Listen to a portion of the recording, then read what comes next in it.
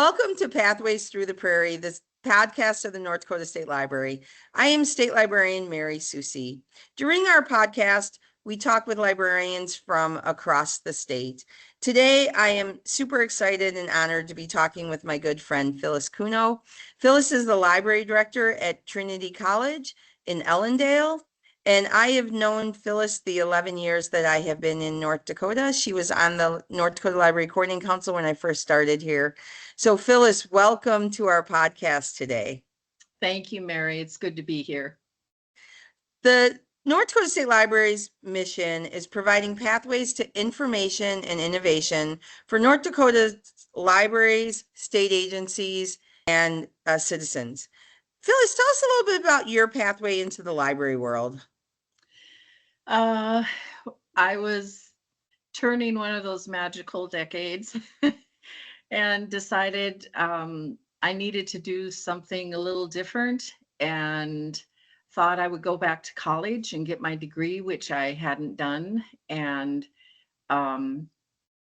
I started that process, going back to school and getting my bachelor's degree. And then I got a call from the college here. We were at Trinity, and they called me and said, Phyllis, we don't have a librarian. And they had gone through like 5 in the previous 6 years. And Wow. so they said, can you just sort of set in and sort of run things a little, keep the thing together until we can hire a real librarian? I said, sure, I'll try that. Because I'd worked in libraries and other places, just as, doing the grunt work. But anyway, about, I don't know, 3 weeks into it, I realized, hey, this isn't so bad. I really sort of enjoy this side of the desk. And I went and spoke with my boss and said, if I did my GED and was able to get into a master's program and, got my master's degree, finished my bachelor's and got my master's degree, would you consider keeping me? And that was a long time ago. So I went back to school, finished my bachelor's, did my master's, and the rest is history. And so your whole library career has been at Trinity.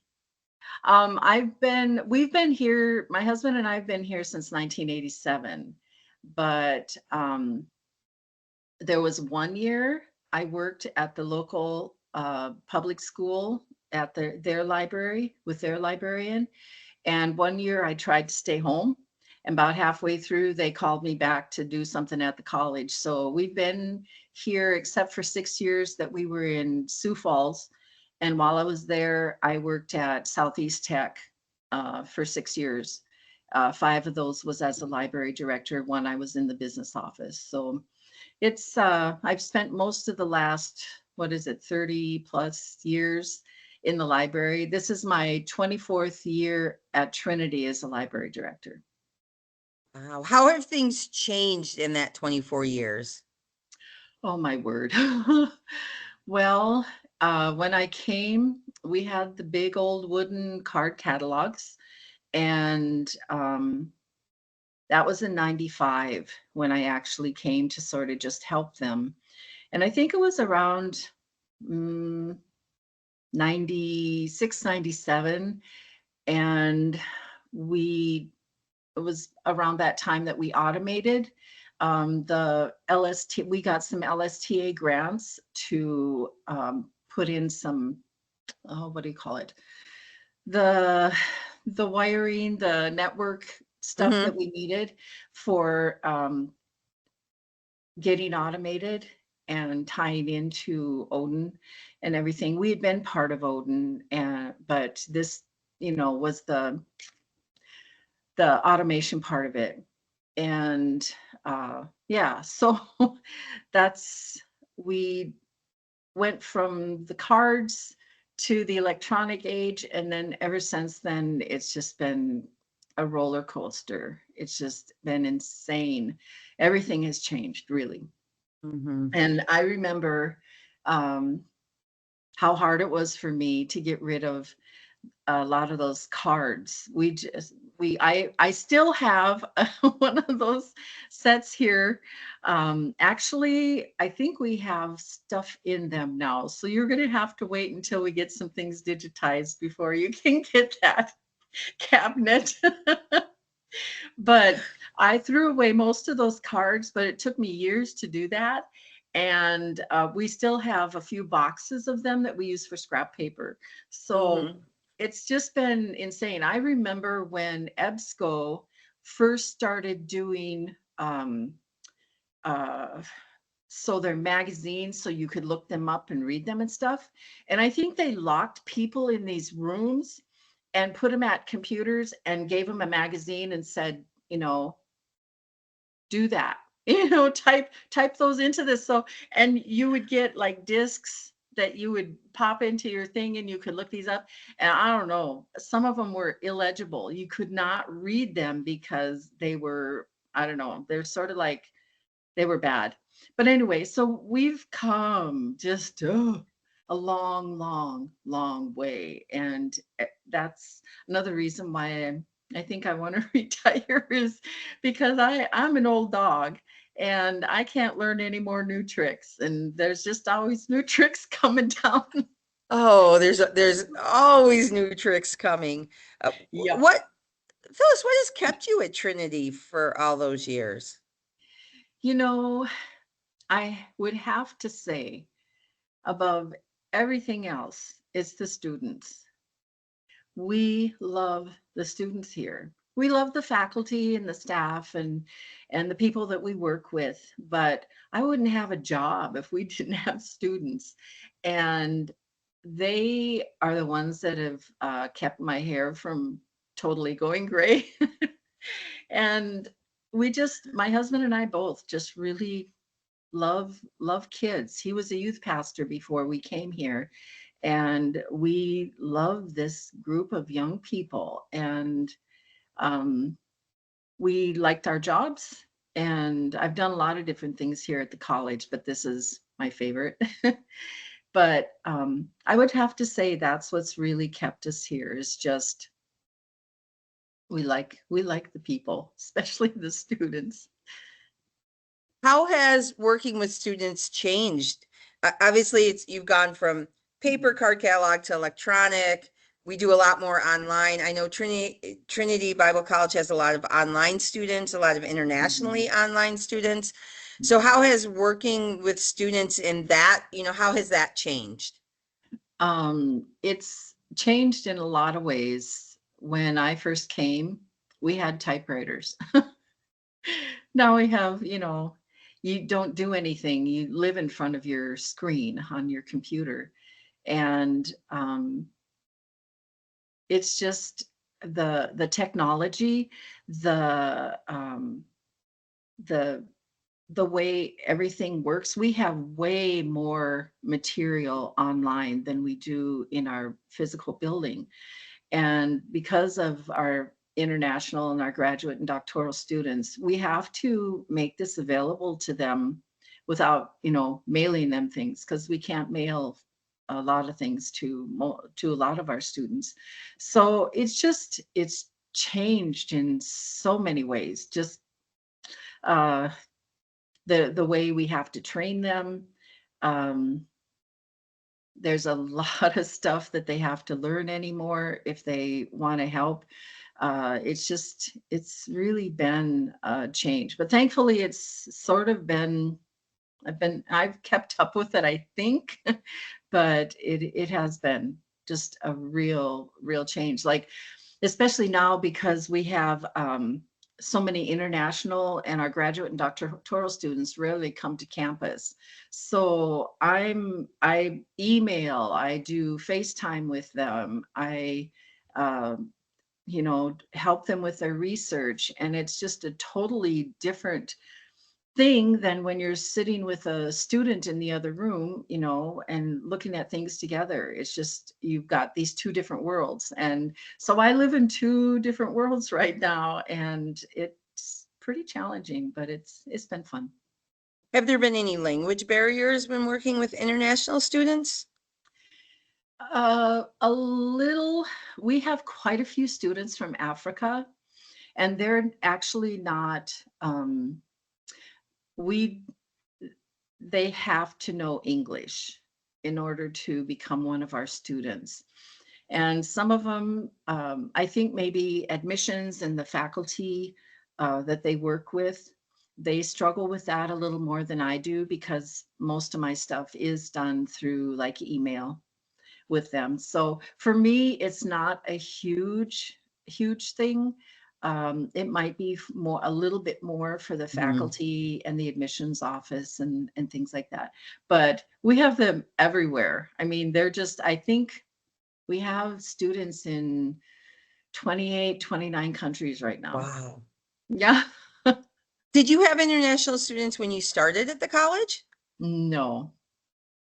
Once So in a what do while you we have, attribute that success to? Like what has caused such a growth of international students in your programs? actually, it's just in our graduate and doctoral programs, and it's Dr. Paul and Dr. Carol Alexander, who came 13 years ago, and they had lived in 4 different continents. They're actually from South Africa. Some of their families in Australia. They've lived in the UK, and I think that's it. Australia, South Africa, UK, and then the US. But they are they're rarely here. They're on the road all the time recruiting, and they speak. They're very much in demand speakers for a lot of things.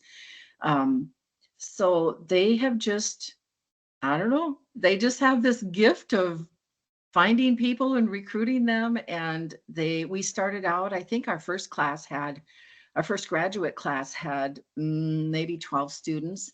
And we figured, I sort of thought, they'll sort of exhaust the students in North Dakota, the pastors in North Dakota that want to get their masters and stuff, because we didn't have the doctorate then. And then this thing was just sort of, it might dwindle, but it didn't. It went from that to we have more graduate and doctoral students than we do on campus students. There's probably right now at least 250. Wow. So, And are yeah. all of your programs, are all of your degree programs related to pastors? Pretty much. We have a rural ministry program. There's a master missional leadership. We have a global theology one, a program for, what are they called? I can't think of the word right now, but they're in the military. Like chaplains? Yes. I just had a senior moment. Yeah, we have a chaplaincy program, and there's a few others, but yeah, they've just exploded. And it's just been in the last few years that we added the doctoral program. And this spring, we're graduating, I believe it's 9 students with their doctorates, and it's going to be a big deal. The Dr. Carol's been working on this for well over a year. It's going to be a pretty big deal with our first. These are the first theological doctoral students to ever graduate in the state of North Dakota. Wow. Yeah. That's very impressive. Yeah, we're excited, and we have such wonderful faculty for them. Our undergrad faculty are amazing too, but these people they're from all over the world too. And we've been really blessed with wonderful faculty. That's awesome. Mm. How has the library grown with the growth of the international students? How have you had to change your collection? Have you had to add different resources? Mhm.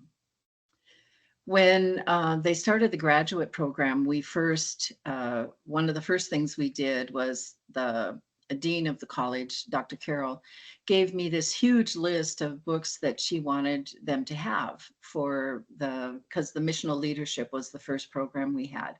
And so we just kept adding books. We have a special collection called the Master's Collection, and there's over 500 books in there. But we just didn't anticipate how this was going to work. So this last year, we actually took as many of those as we could and purchased ebooks. So we not only have physical copies, we don't buy physical copies in here at the library anymore unless we absolutely have to. But we get mostly the ebooks, add them to our EBSCO collections and stuff. And then this last fall, we added Per Lego. I don't know if you're familiar with that. Mm-mm. It's just a huge library. It comes, I think they're out of Spain somewhere. I think it's Spain, but it's just like a huge library with over 1 million titles, and most of it is academic and those, yeah, it's amazing. And so we purchased it for each of our doctoral students, and they love it so much that we're going to purchase it for the doctoral and graduate students, all of them, because I just can't get the material to them, and we can't always afford to add that many ebooks that Mm-hmm. they need. But we add new collections every year. And another thing we just added that I'm very excited about, Dr. Carroll's helped us raise some money, and we just purchased ProQuest Dissertations and Thesis Global, and they really love that too. So That's um, awesome. yeah, so How do our you, electronic collections have really grown. That's one of the things that's grown. and that's the way it is in all libraries. Mhm. I know in our public libraries, we just pulled together some data, and the uh, collection, ebooks, e-magazines, and audiobooks has doubled in circulation Mhm. between in 7 years. So Mhm. it's huge. How do you Yeah. balance supporting in-person undergrad students with online graduate and doctoral students? Honestly, it's been sort of a juggling act for a little bit, but um, I actually spend a lot more time working with the graduate and doctoral students than I do with the undergrads, because they're here on campus. They don't they don't utilize the physical library like they used to, and there's so many resources and things that we have available for them online. So it's sort of like I don't have to spend quite as much time working with them. It's the graduate and doctoral students that I spend a huge amount of time with. And you're a staff of one or two? One. One, I'm just you. full time. And then I've had the same gal for 9 years now. She's been my administrative assistant, but she's also a young mother. She's a local pastor, one of the associate in youth and children's pastors here in one of our local churches. She's very, very busy, and she's expecting number 2 in March. So she's sort of weaning herself away from here. So I think we're probably both going to sort of retire from the library about the same time. But I usually manage with anywhere from, like, spring semester. Right now I'm going to start out with just 3 student workers, but they help me cover my evening shifts, so it's okay. But usually I have anywhere from 6 to 8 students that work. We're down to about 7.5 hours a week that they can work. Okay. So, And so you've mentioned a couple times that you're getting ready to retire this yeah. year. What are the plans for the library? They'll find someone really wonderful that I won't ever want to be compared with, because I know she or he is going to be an amazing person, because my boss is really an amazing person, and I know she's going to find someone good to come in here. And I encourage them to hire at least a 20-hour person for the administrative assistant position. Um, that would free up some of the things, because right now I do all the clerical stuff, and you can get bogged down in that. Doing reports all by yourself can be a real pain. Sure. Yeah. And what do you have on your docket for retirement? Any fun plans that you don't mind sharing? I just we want to spend more time with our family. We have a son and a daughter and 8 grandchildren and a couple, we have, what do you call them? Uh, puppies and kittens, Oh, grandbabies that way. grandpuppies? Yeah, grandpuppies. Um, but my husband is still pastoring, and I'll probably pick up some kind of something for a little extra money online. But other than that, I have lots and lots of projects at home to do. So we want to do some road tripping and finish our house.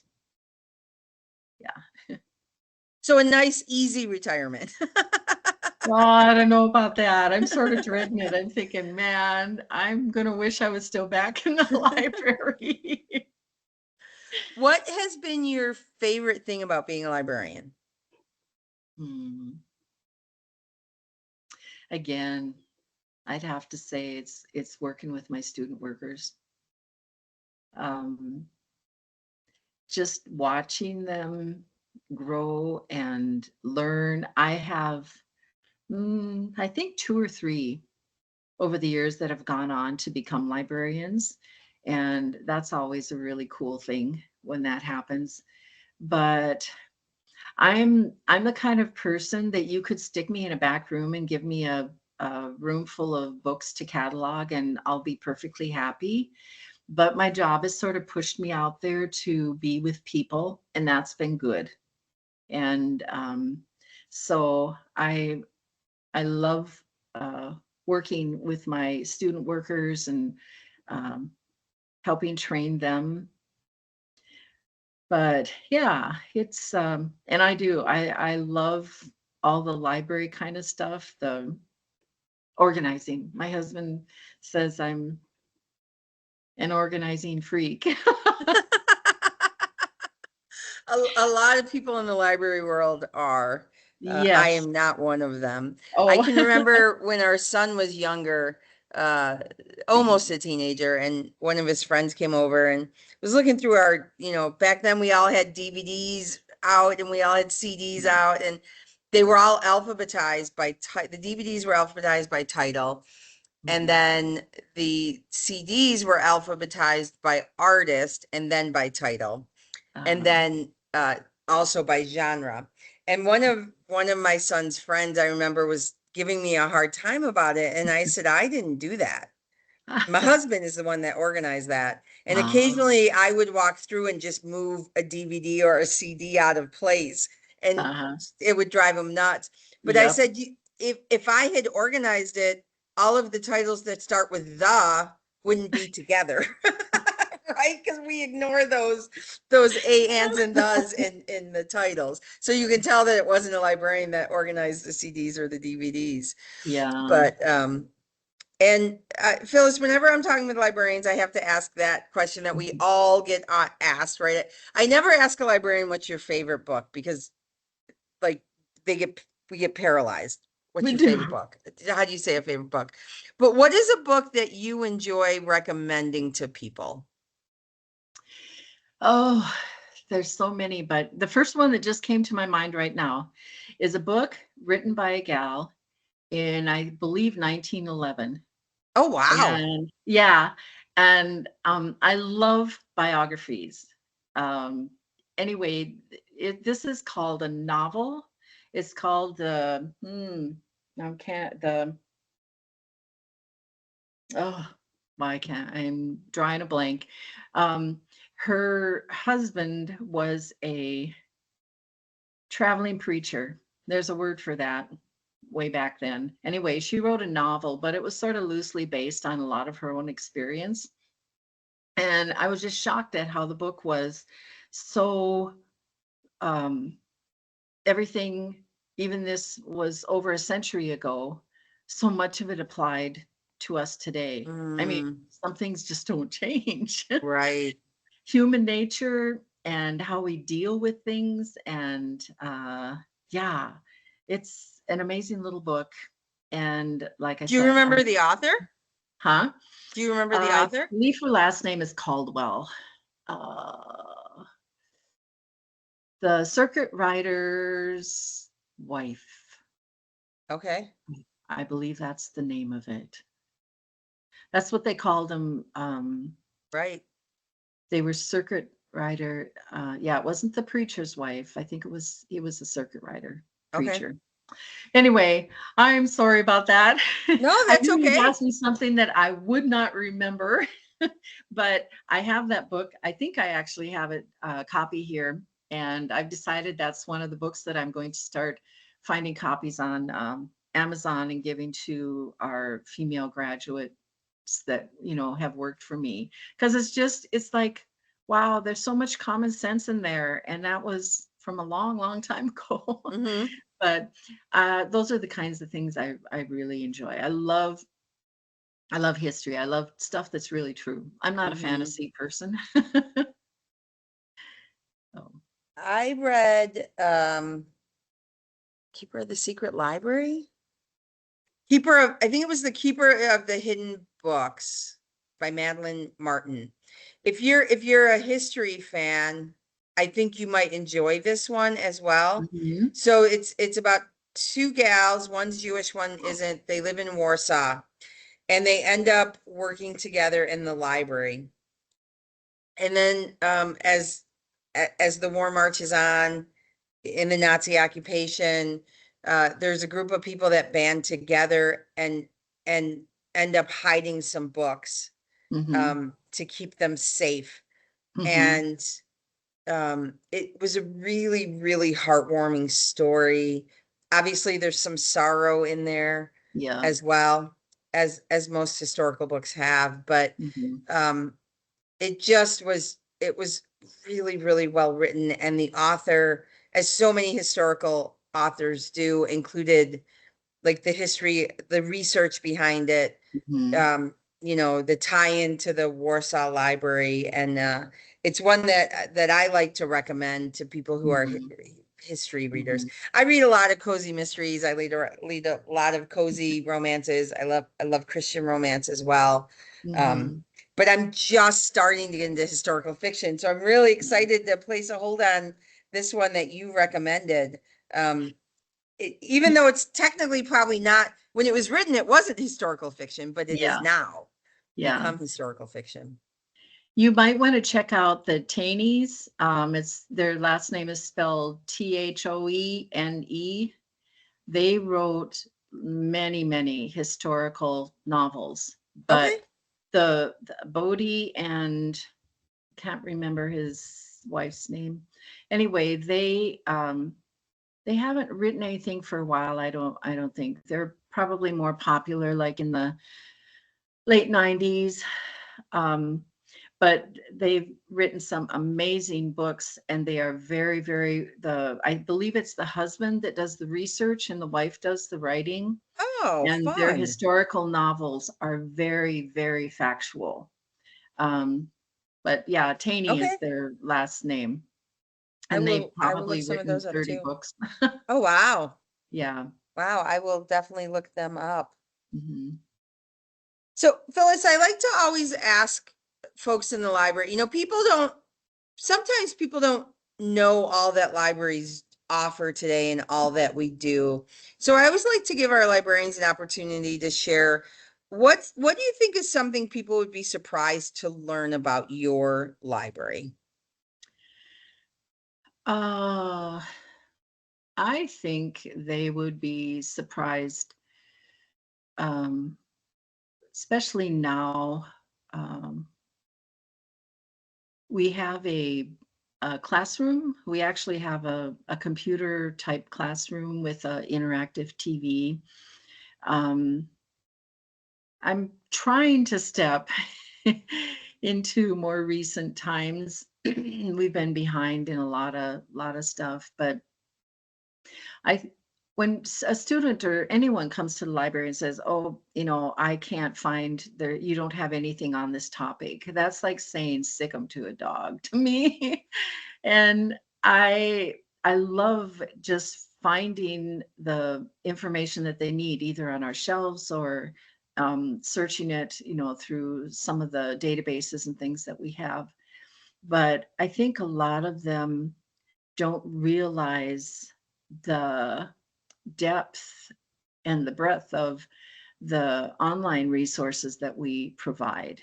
And it's always a challenge to me to try to get them educated to use those rather than doing just a Google search or yeah.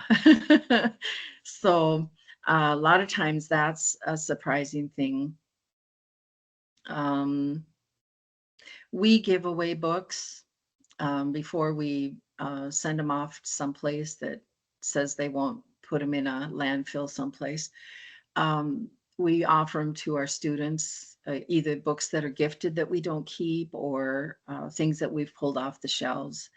And a lot of times people don't know that. We even try to do, I think we sort of surprised them a couple of years ago. We did a thing called Books and Bricks, and we tied together books and Legos. And it was by far, in all my years of library work, the most fun and effective. And we had the biggest numbers of any event we've ever done. And we're going to try it again in a couple weeks. And so it's fun to see families. It's a family event. And it's fun to see families come in. And I think that's a surprise to them too. They don't realize we have a children's library. A lot of people don't. And we invite the public. They can come into our library, they can buy a card and use our resources. And they don't have to have a card. If they want to use they can use anything in the library. So a lot of times they are surprised that we actually have a pretty good sized children's collection, and that we are open to the public, and that we welcome them to come in and use our computers and use our material and borrow books, do whatever they want. So we have a very nice public library here in Ellendale, and we have a very good library at the public school also.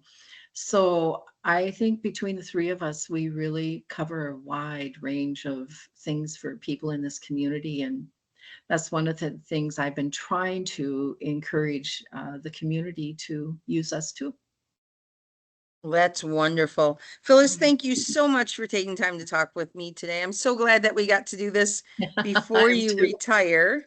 And I thank everyone who is listening for taking the time, and I look forward to future conversations.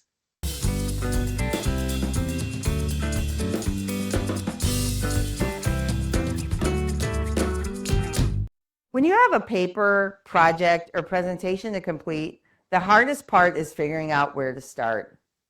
Gale and Context High School simplifies your search for information by bringing together hundreds of thousands of images, videos, and audio selections into one easy-to-use online resource. Explore vetted primary sources, biographies, critical essays, and other material in many formats to give you deeper context to high-interest topics. Start learning today at www.library.nd.gov.